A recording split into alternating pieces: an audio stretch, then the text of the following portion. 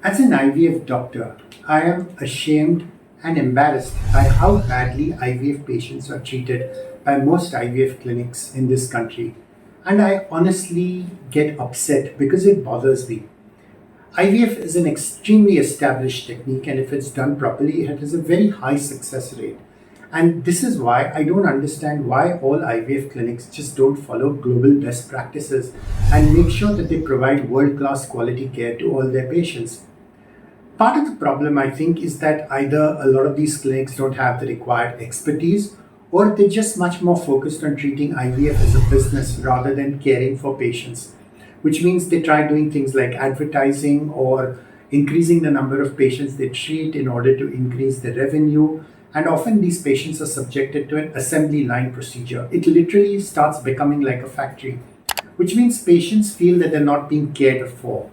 They're being treated as wallets or as ATM machines.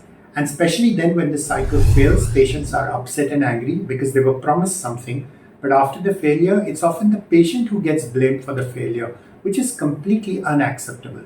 And what's even worse is that IVF clinics will often hide information from patients. They will not bother to tell them what they're going to do.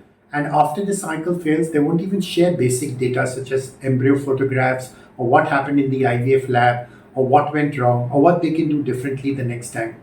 Patients feel abandoned and let down, and this is why they're resentful and angry. And this is why most IVF patients don't trust IVF clinics anymore. And this is obviously bad, not just for the patients, but for good IVF doctors as well.